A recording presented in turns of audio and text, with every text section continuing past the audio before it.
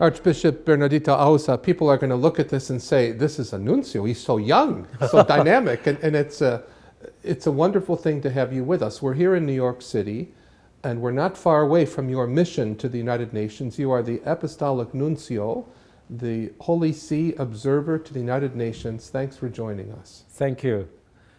You may say that I'm young, but I have gray hair already. The Filipinos have a special gift, hiding the old age.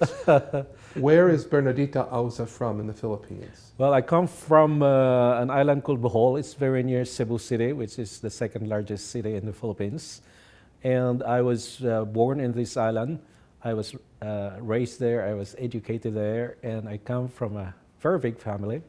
We are 12 children, 9 boys and 3 girls. Wow. And my parents just celebrated last January their 70 years of marriage. They must be proud. Wow, wow. Yes, we are going to celebrate it with the Holy Father, hopefully.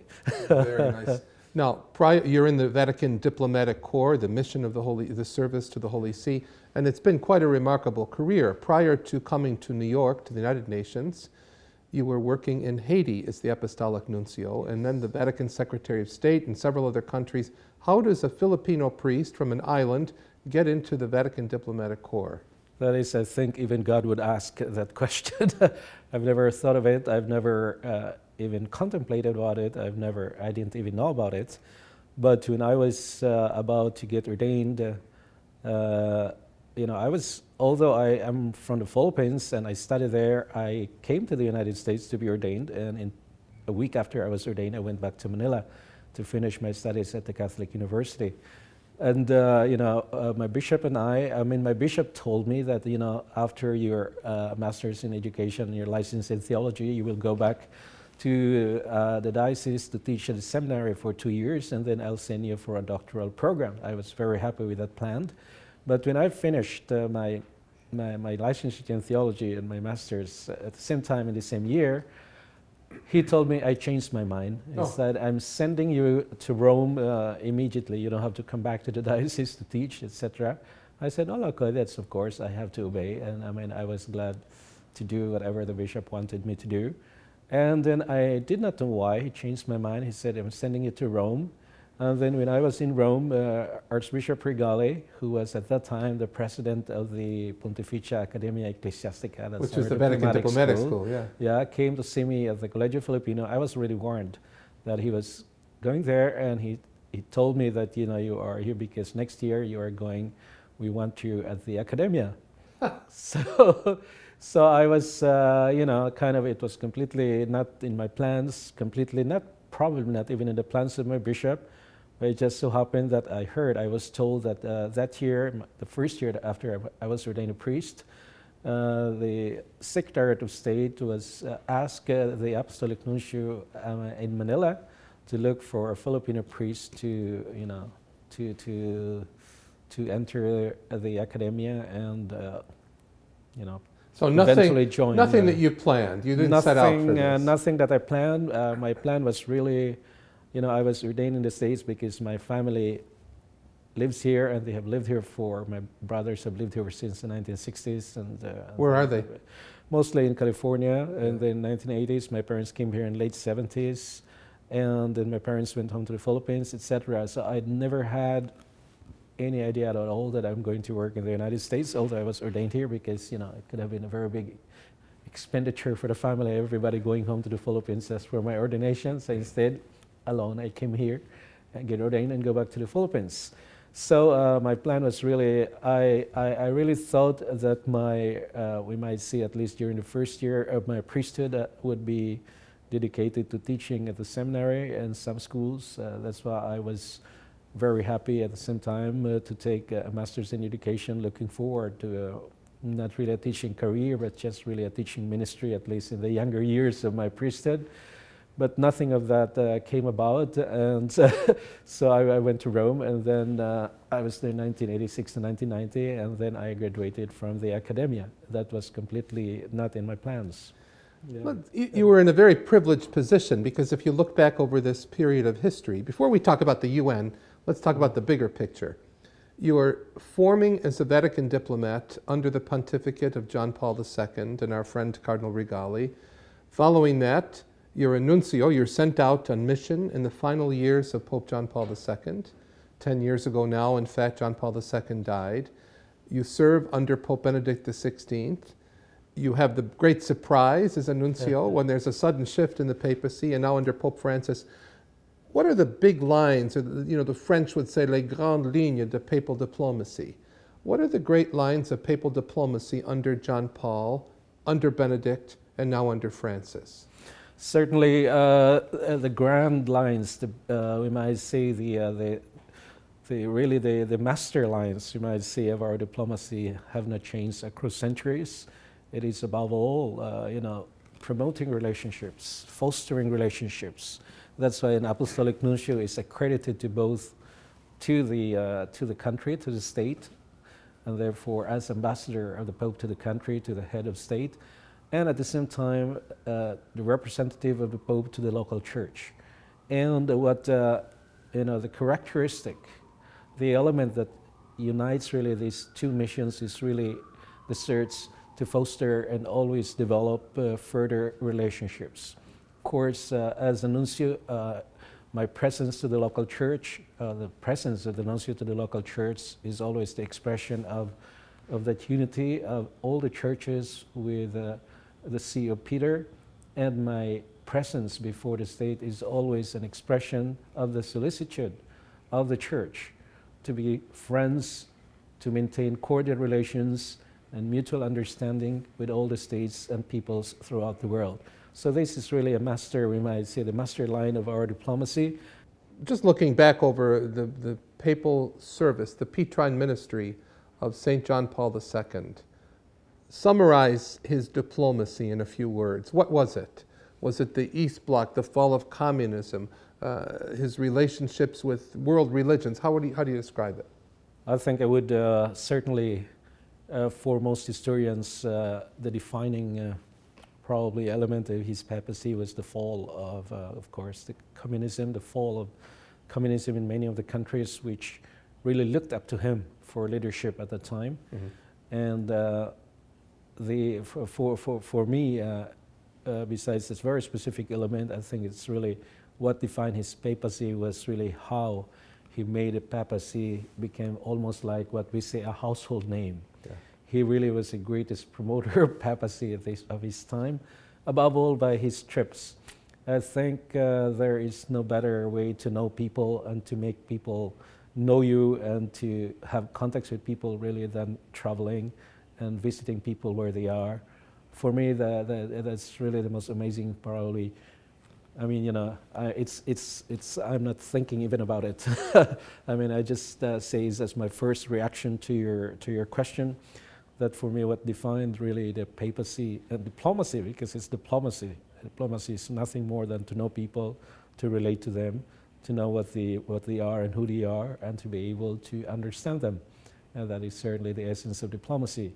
And I think the greatest act of diplomacy of John Paul II during his papacy was really his travels. And I remember when he visited the Philippines, I served his Mass for the first beatification outside Rome. That was the beatification of San Lorenzo Luis de Manila. I mean, Blessed Lorenzo Luis de Manila, now Saint Lorenzo Luis de Manila, with his companion martyrs who were martyred in Nagasaki and Hiroshima in Japan in the 17th century. And I was, for me, it was, of course, almost kind of incredible that I've heard, I was learning about the church more and more. I was in first year theology at the time, and I was learning more about our faith, the theology, etc., and the papacy, and suddenly the Pope was there. And we never thought that would happen. And suddenly I was serving the Mass, etc. But the first time I saw him was at the cathedral in Manila, where all the priests and seminarians were invited, and he had a Mass. And then it's just the beginning of how I kind of absorbed really the meaning of the Petrine ministry through also the prism, through the glass of his travels throughout the world. I could still imagine him wearing a sombrero. I could imagine him wearing a miner's hat. I could imagine him embracing an imam. Powerful images. Yeah, very powerful images. Something that hopefully in May we're going to show here at the United Nations in a new exhibit. And to promote interreligious dialogue. Beautiful. So these are really the images that come to mind of a pope who brings himself to the people, and at the same time, bringing the people to himself, making the people also known to the world through his visits. Benedict followed him. What a difficult act to follow, some Yeah. people would say. What do you remember of the papal diplomacy of Benedict? I could remember Pope Benedict very much in the frankness and the sharpness of his interventions. I think it is not wrong to say, I think it is right to say that we might say, analyze his papacy is really a papacy of a great thinker. It's a papacy of such a clarity of speeches, also very well prepared. And at the same time, I remember him very well for his gentleness. I met him so many times while I worked there in the Vatican. I attended some of the meetings when she was present, and usually going home to Santa Marta from the Secretariat of State, I would cross paths with him at the. He used to work across the piazza, and right. then I think later on he tried probably to avoid, some journalists. He didn't avoid me. He was always very good with us. Yeah. Yeah, he was a wonderful man. Unfortunately, I would say probably it did not come across with a number of people who are already prejudiced in a certain sense against what he really stood for as the guardian of our doctrine. And they have missed the opportunity to know him as a person. And in fact, as a person, he's so gentle, he's so nice and very attentive, and at the same time, he's not a man of so many words, but it's really extremely clear. We're watching right now a new papal diplomacy unfold, to evolve, to emerge under the leadership of Pope Francis. And it won't be too long until Pope Francis is offering that diplomacy to you when he comes to the United Nations at the end of September 2015. What's happening? What do you see Francis doing? What gifts is he bringing to papal diplomacy? Certainly the greatest aspect to me is the attention that the world has on everything he says, everything he affirms. Why is that happening? Why is there so much interest in a pope? Oh, I couldn't explain it, probably the Holy Spirit. But really, I am not even a psychologist, I'm not a sociologist, but how I perceive it, how I see it as his representative, how I see it as an ordinary person from that point of view, is I think the freshness of his language. I mean, the way he talks, he uses phrases which are very common, especially in the Italian language. Yes. Phrases which we could use daily. But now he brings these phrases and these expressions at the level of a pope giving a homily, at the level of a pope giving interviews without text, without preparation. Imagine. I think it's really the freshness of this approach that people have been wanting to see in a pope.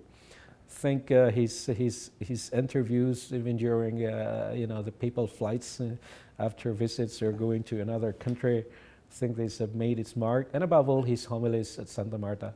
I dare even recommend to all, the Pope's homilies are really very simple language, and yet very, very deep. And I said, it would not be bad if you open your day, especially here in the States, that we are 6 hours behind Rome. I said, to wake up in the morning, pick up a cup of coffee and read or listen to the homily of Pope Francis. And I think that would be a good start of your day. It'll give you more inspiration at the same time. There will be lots of things and points to think about. I think I have this kind of approach. I mean, certain expressions that he used, certain gestures, really kind of defined how he approaches the patron ministry. And some of the interviews he gave, I mean, of course, the celebrated interview he gave to the Civiltà Cattolica and published in all the other to American Magazine, where we are, right? Yeah. And we are here in American Magazine, of course. I think all these very innovative way of saying the same thing, I think has really attracted the attention of the world. A world, after all, I think, you cannot attract a world or a people who is not hungry, who is not thirsty yet for this kind of things. So I believe in the other side, the world has just been waiting for for such freshness of approaching spirituality, even also a certain freshness of exercising authority. I mean, simply because he has a kind of a new approach to exercising authority absolutely doesn't mean that we have lost respect of this authority. We have, the solidity of our faith and of this authority has always been the same. And yet, this authority seems to be able to reach corners which more or less were distracted before, corners probably of the world or sectors of people and populations which were not disposed to listen to his message.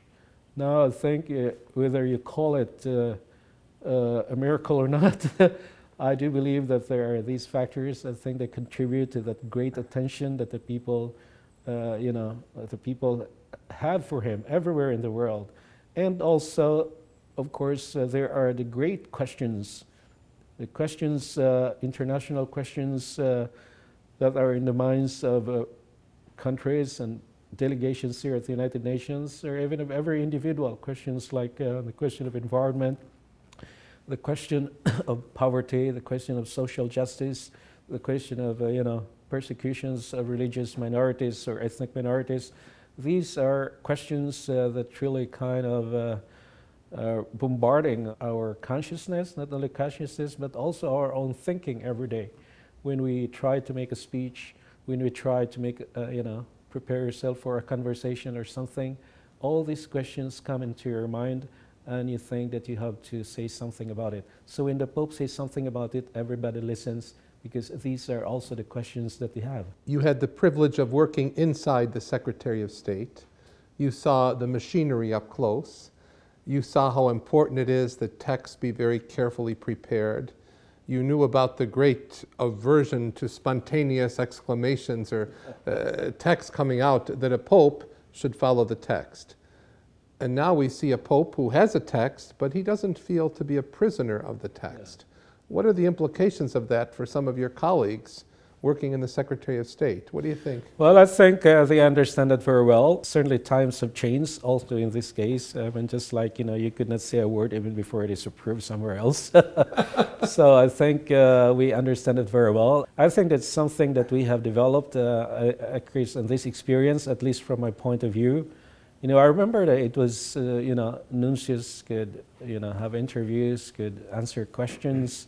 And then there were instances, there were examples of, probably someone who was not prepared, or someone who was surprised, or someone who was not able just to answer the questions rightly. And so there are periods when regulations will become more stringent, yes, strict and rigid. Now I think there is certainly a greater realization now that, especially in this age of Facebook and Twitter and what you have, this Instagram, the evolution of the means of communication and means of, people connecting to one another have changed. I think we have also developed that consciousness that you have to trust, people you have put into certain positions to be able to say the right thing. Not necessarily always. There is always a leeway. We might say something could go wrong. But really, in terms of papacy, we trust the Pope, and we know that the Pope, has all these things already in his heart and in his mind. So what comes out, as we see, is always what comes out is in the wealth and from the goodness of your heart. And I don't know how we could fault the Pope if he doesn't read an intervention, just like in the Philippines. I was there, and everybody. We might see his greatest intervention, his greatest words, the most touching words that he said were, spontaneous. It was beautiful, huh? Yeah, it's beautiful. That's why it is very interesting that, of course, it had to be translated because it was Spanish. I was thinking, had we known that he would do this, if this could have been anticipated, I'm just thinking out loud. I said, we could have somebody to translate directly from Spanish to Tagalog, to Filipino. Probably it could even have probably a greater impact. Yeah. But the fact is, of course, Filipinos understand English. But really, his reflections to the young people at the Catholic University, and above all, his homily in Tacloban to the victims of this super typhoon was incredible. Yeah. Yeah. It's incredible. I'm glad you impact, mentioned it. yeah. Let's take a pause. Let's show our viewers some of the scenes that you mentioned, because I want to come back to them and ask you, as a Filipino, as a diplomat of the Holy See, how did you view that whole experience having been there? Let's take a look now for a moment. In the name of every Filipino whom you have strengthened in faith these past days, I once again say to you, muchísimas gracias, tante grazie. Thank you very much. Maraming salamat po.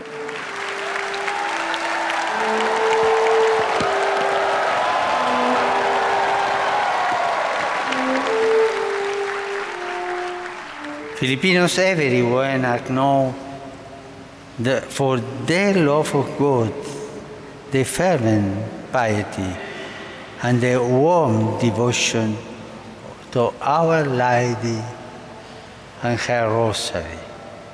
This great heritage contains a powerful missionary potential. This visit is meant to express my closeness to our brothers and sisters who endured and suffering loss and devastation caused by Typhoon Yolanda. Together with many people throughout the world, I have admired the heroic strength, faith, and resilience demonstrated by so many Filipinos in the face of the natural disaster and so many others.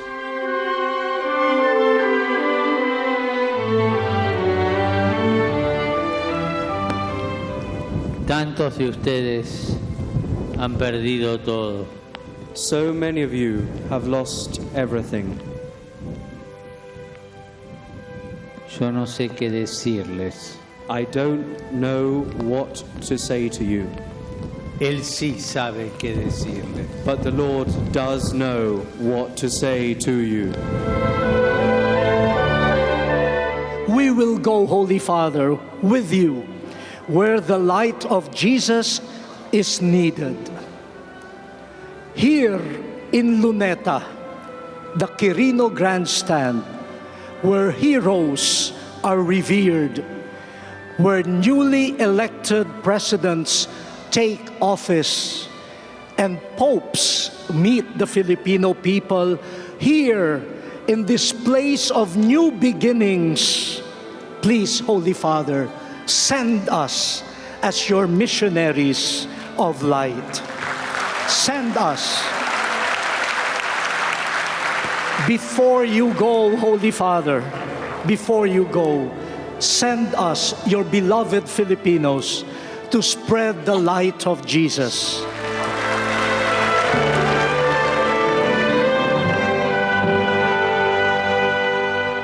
What incredible scenes. You were there. I was there. You were yes. with the Filipino bishops. You were with Yeah. our great friend Cardinal Tagle, Yes. the other cardinals of the Philippines. What was it like to be there and to see the successor of Peter surrounded by millions on your home turf? Yeah, I know that the Pope would have a real good turnout, you might say, but it was beyond, I would say it was even beyond my expectations. It was beyond what I thought. I mean, there was everywhere he went, there were just people everywhere.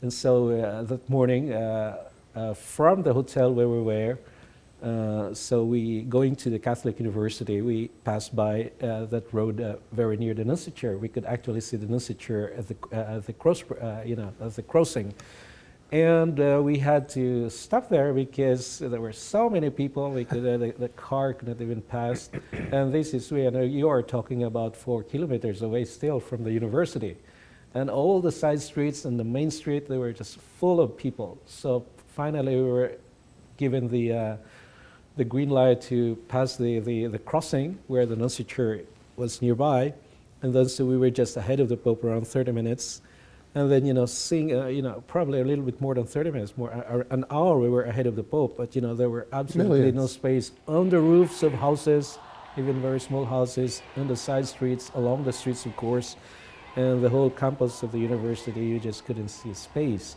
And I know the university very well. I studied it for 10 years. Yeah. And I love my university. And so, then when the Pope arrived at the stage, it started to rain.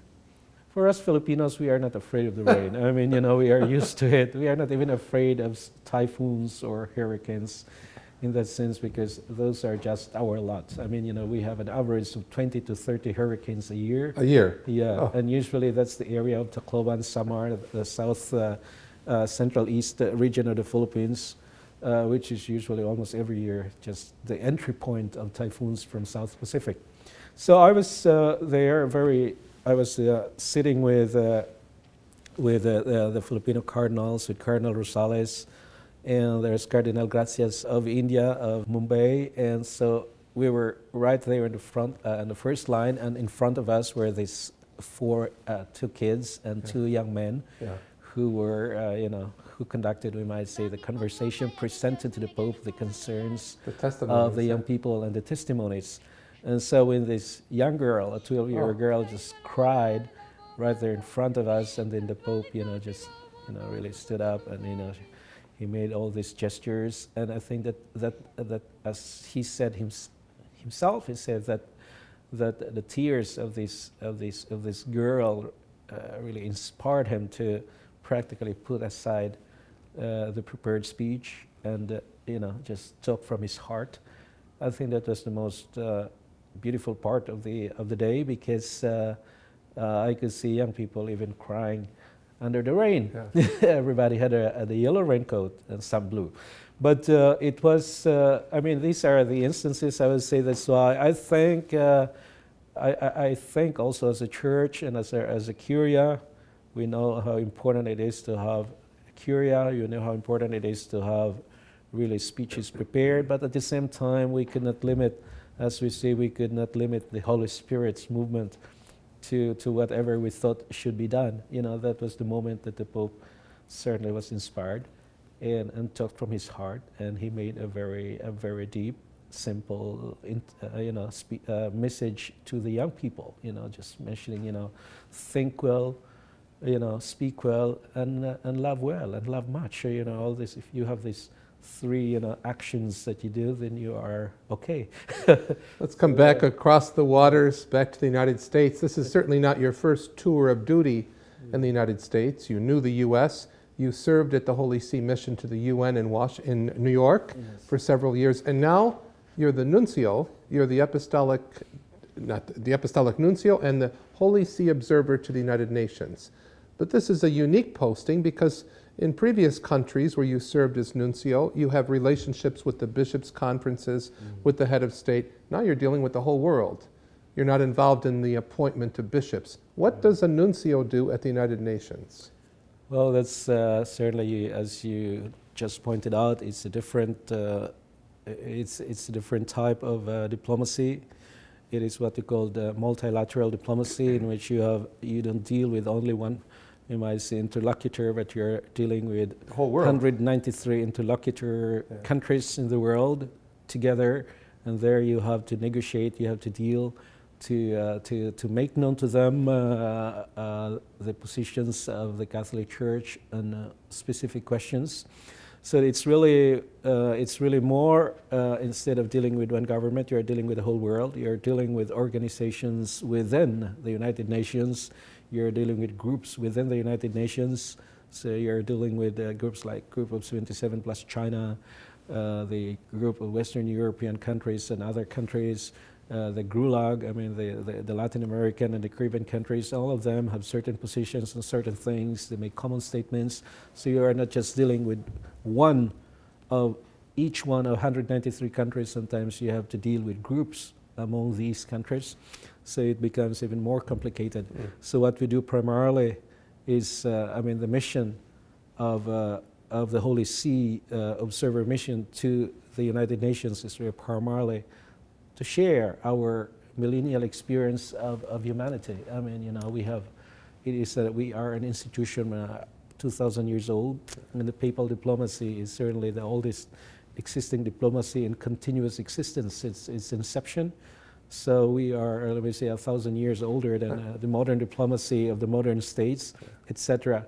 So we'd like to share this experience with humanity, our point of view, our own positions on very specific questions and problems that the whole world now is confronting, whether it's a question of peace and security, whether it's a question of development, financing for development, whether it's a question of economic models, questions of social justice, moral questions like abortion, questions like cooperation on many projects in the world, because I think the world is aware that the Catholic Church is not only saying words, but the Catholic Church, so our word, we might say, our statement carries behind itself these 200,000 schools in the world, or 40,000 hospitals and clinics, etc., with hundreds of thousands of sisters and millions of volunteers, young people and old, and priests who are running schools or running hospitals, institutions which certainly contribute to not only to social development, but an overall, as we always say in our doctrine, an integral, wholesome development of individuals and societies. This is really our primary mission. So we, in a sense, we become kind of a springboard of the teachings of the Church. We are, so in a sense, we represent every Catholic in the world. We represent, of course, the Pope. So in that sense, also we echo, we try to bring to the bigger stage at the United Nations the words of the Pope. It's very interesting during the general debates from September to December. I'm always glad when the Pope delivers speeches and express thoughts and meditations about the questions that we are actually debating here at the UN. So when it's time for the Holy See to deliver a statement, sometimes I just get my inspiration from a phrase of the Pope, a sentence or a paragraph of a Pope's speech, and then develop that and then present that as our contribution to the debate. One recent example, which I was, the day before, 2 days I think before we delivered our statement on the question of respect for life, the Pope made an elaborate statement on death penalty and on life sentence. Yeah, this was in November, and then 2 or 3 days after that, we had to deliver our statement at the General Committee. That's the General Assembly level, but only in the committee, because there are 6 committees of the UN. So each of the 6 committees have the general debates at the parallel manner from October to December. So I was, I don't know, I'm not very sure, but I think that's the first time that the Pope practically equated life sentence as a form of death penalty, because you are not giving this person any possibility at all to redeem himself and to find his liberty again after after a certain time. So we use that statement of the Pope to our statement to the United Nations, which was something very, I would say, novel in our statement. It was a step forward. We have certainly condemned. We have been against death penalty for a long time, and I think that was the first time that the Holy See Mission to the United Nations, in a general statement, also said that we also want the end of life sentence, and about juvenile delinquency, etc., that old people and elderly people and young people should have special attentions, especially as regards the length of sentences, considering their age. And especially considering the circumstances that young people, why they go to prison. So these are just examples of how we do our mission at the United Nations. The Holy Father's emphasis certainly on social justice and the question of poverty, questioning certain economic models. I always say that the Holy Father has made my work much easier. I was going to ask you that. Yeah. Because it seems to me, I follow your work. I follow the work of Archbishop Silvano Tomasi, your colleague in Geneva, and there seems to be a meeting of minds and hearts, the expressions of Francis, that are then given articulated responses by your 2 offices. What's the relationship of your office and the office in Geneva? Well, certainly we are very much related. These are the 2 biggest multilateral capitals in the world. Of course, Geneva is more into human rights questions because the Human Rights Council is there, Right. and many other questions. Disarmament also is there. Here at the UN, the United Nations, New York, of course, is the headquarters of the United Nations, and our here is the home of the Security Council, the Economic and Social Council, and the Trusteeship Council. Of course, trusteeship now has not much significance as before because most countries are independent now. Anyway, and then we of course have the General Assembly here. So the questions that are usually treated here are questions that are also treated over there. So we have to have relationships. We have to compare notes. We have to exchange notes. So I would say that this is really the political capital of the international New York. Of international organizations, international life. Above all, because if we think of the United Nations, we think of the Security Council. The Security Council being the only United Nations body with binding decisions. I mean, who could, pass decisions obligatory to all the members. And the General Assembly, of course, is the biggest, the most fundamental political expression of the United Nations being here.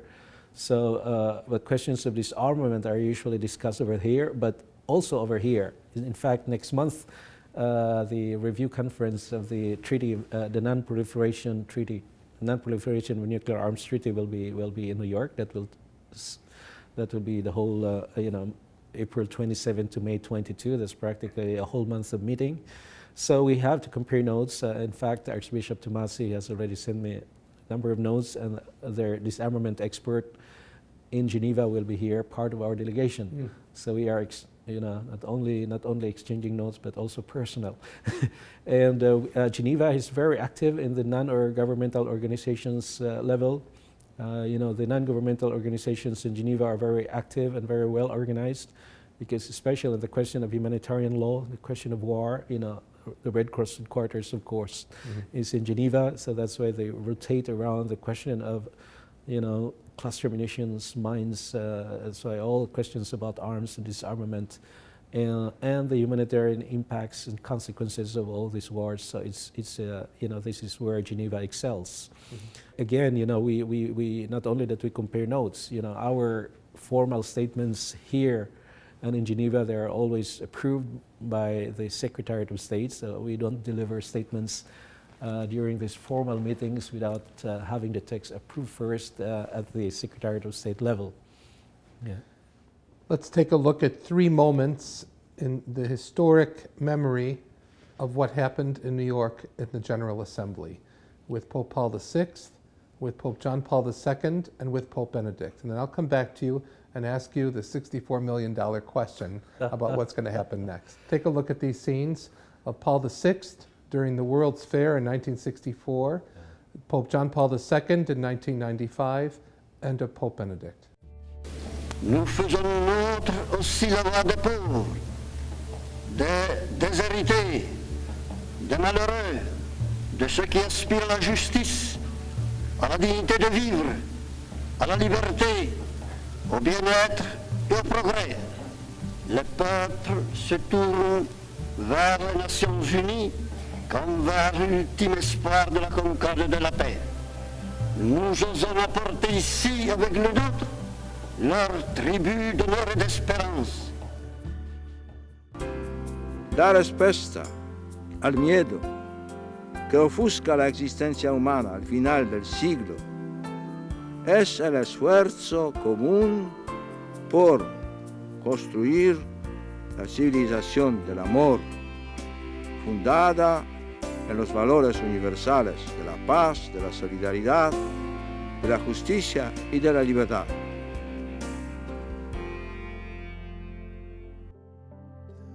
The common good that human rights help to accomplish cannot, however, be attained merely by applying correct procedures, nor even less by achieving a balance between competing rights.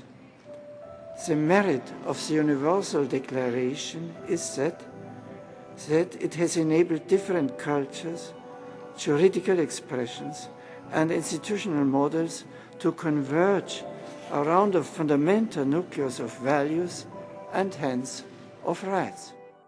What is going to happen in September 2015 when Pope Francis addresses the General Assembly? What are your hopes? Well, that's a very, very difficult question. Can you give me 100 million for that? I certainly couldn't anticipate what the Pope would say, but my hopes, certainly my hopes are very high, because not only that it's such a very famous and beloved Pope coming, but also because of the importance of the context of his visit. You know, the Pope, in fact, I mean, this visit of Pope will be the shortest of all the Pope's visits. That's rather incredible. It's just a 2 hours and a half, because of that day, the summit on the post-2015 development agenda will take place, Friday, Saturday, and Sunday. So to accommodate the visit of the Pope, the General Assembly had to vote a resolution changing the opening of the summit from 9 o'clock to 11 o'clock to accommodate the Pope. So that's why the Pope will arrive at 8:30, and then, you know, he has to leave at 11 o'clock, because the World Summit, in which we are expecting practically all the presidents and the prime ministers in the world, will be around. And they'll be there for the Pope's address as well. And I suppose, and the Secretary of State, the Secretariat of the Office of the Secretary General of the United Nations, think that many, if not all of, most of them will be there. Who would dare miss it? I don't know. We will see. And I think, I mean, that really makes even my hopes higher, in a sense that, you know, the overarching, the fundamental questions, at least for this year, will all be around that summit. That will be the moment of this pontificate, addressing the world. Yeah, addressing the world, and the same questions that, let's say, an hour after or 30 minutes after he delivers his statement, his address to the General Assembly, the summit will open, and they will talk about the same themes.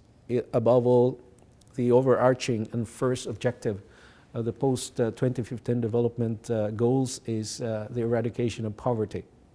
Isn't it remarkable, though, when you stop and think, the divine providence that's at work here? The Pope is opening the summit. It's really incredible, because before the summit was supposed to take place, and it was already decided by the General Assembly last year that the summit would take place from September 21 to 23. 24 is a Muslim holiday, so it's a holiday also at the UN. And then the 24th. And then the 25th there was nothing there, because they would open the general debate of the 70th session of the General Assembly, which is also hugely important, on Monday, that's September 28th. And so, you know, we already asked the Office of the Secretary General to please reserve the morning of September 25 for the Holy Father, because, you know, the Holy Father intends to come and, you know, visit the UN. They were extremely happy, because, you know, the Secretary General has been 3 times, and he's going there again to the Vatican to meet the Pope. That would be his 4th time, I guess. And he is extremely happy that the Pope is coming. But while in the meantime, many of the members of the United Nations, you know, thought of changing the date of the summit, because they think that to have the summit 21 to 23 September, and to have the opening debate of the 70th session of the General Assembly on the 28th, there is a very long gap. Sure. And since most of the presidents, prime ministers, and foreign ministers will be in town, you know, we might as well, there's 2 very important, solemn, we might say, activities of the UN, one after the other.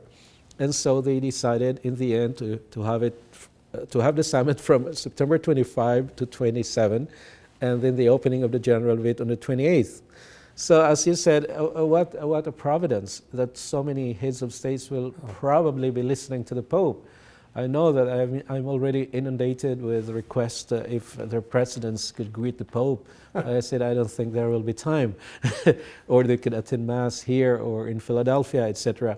So that we might say that's really coming together of all these elements, I think, will make this visit certainly, in a sense, extraordinary and probably unique in this sense. Would it be fair to say there might be some traffic problems those days around the Oh, U.S.? yeah, it was probably with around 150 presidents and probably And 40 prime ministers here in New York with the Holy Father at the same time. I'm sure here, it's, we are months away, but I would advise people to walk. Well, let me ask you a last question. You know, I've did my background check on you, and many people have had the privilege of meeting you in your previous time here in New York, and especially now. They all say the same thing. My God, this man is so happy. He's got the world on his shoulders, living in a historic moment of terrible violence. The world is in a big mess right now. And yet here you have the Holy See's representative to the United Nations, smiling, happy, intelligent, and speaking so clearly. What's the cause of that? Where's all that coming from, Archbishop Auza? What makes you happy and hopeful? Well, I think primarily it's the genes. The Filipino genes. Yeah, and then especially my father comes from a family of brothers and sisters, and even, I still remember my grandma, my father's mother, is inspired in the midst of tragedies and tears. There was always a smile on her face. I think, besides that, I had a very happy family, experience. We were very happy as a family. And, I grew up with brothers and sisters all around me, and my elder brothers even, I remember, taking care of me. And he said, my eldest brother always told me, you better thank God you are in a good position in the family. You are number 8. Remember when you were all kids, I was the one, running after you or something like that, taking care of you, even washing your clothes, etc.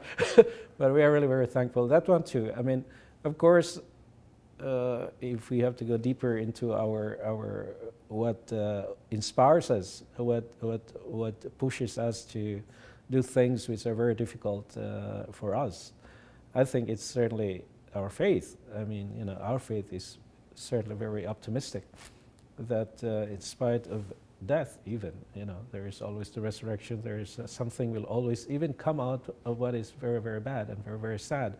Last Friday I delivered, I have seen comments about my statement, about the statement I delivered, of course, on behalf of the Holy See at the Security Council debate on the victims of the attacks and abuses on ethnic and religious grounds in the Middle East. It's a hugely difficult topic and very sad.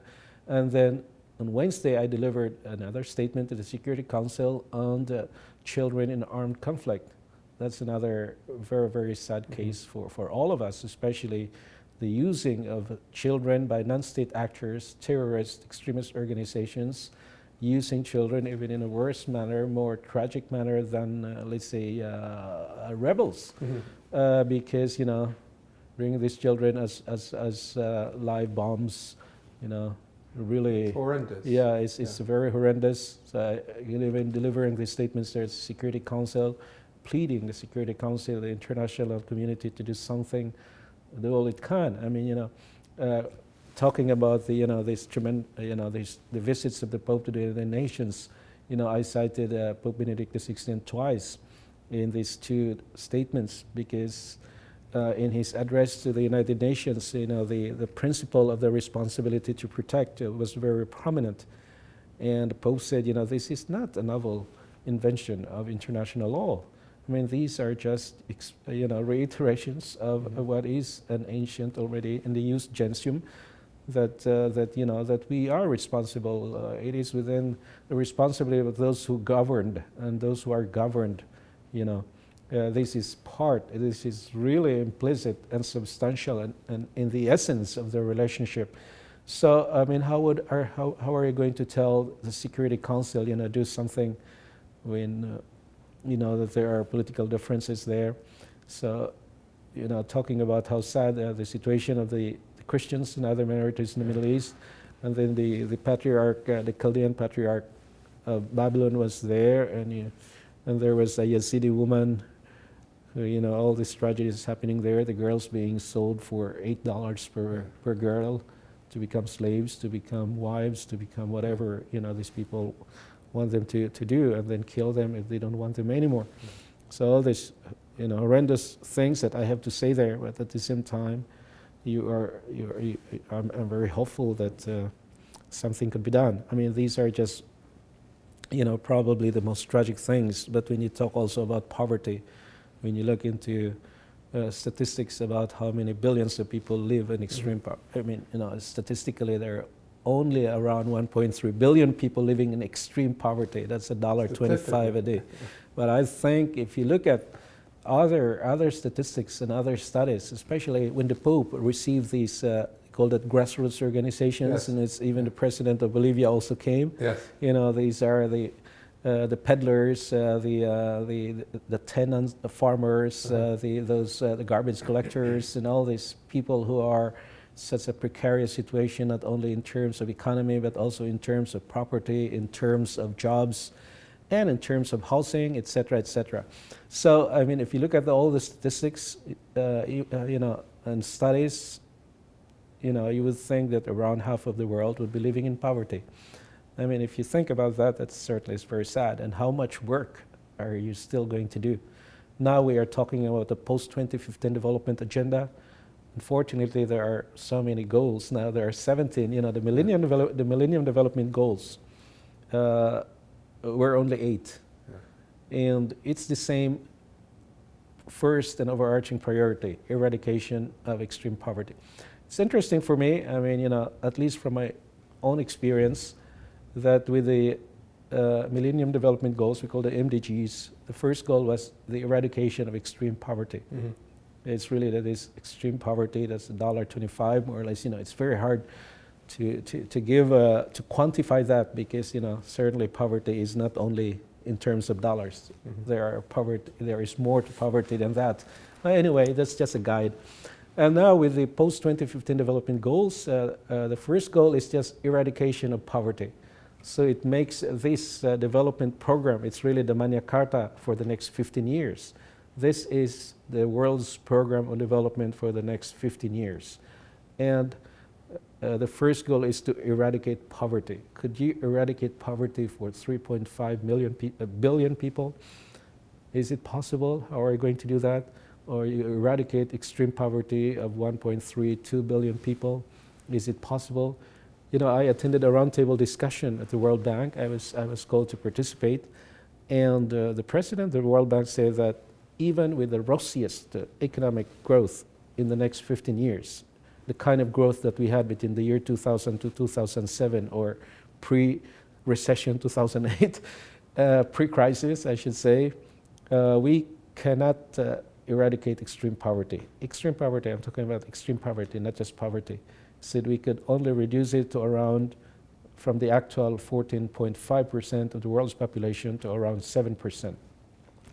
But he said, but if we know how to harness all the capacities of faith-based organizations and some civic organizations, we could reduce that extreme poverty to just 3%. Archbishop Auza, Yeah. You've given us work. Your work is cut out for you, and we're going to come back and talk to you about this. Our time is up for this interview. A wonderful insight into the mission of the Holy See at the United Nations, into papal diplomacy, but also into the mind and heart of a very happy Filipino priest who became an archbishop and is a Vatican diplomat. Thank you very much. Thank you very much.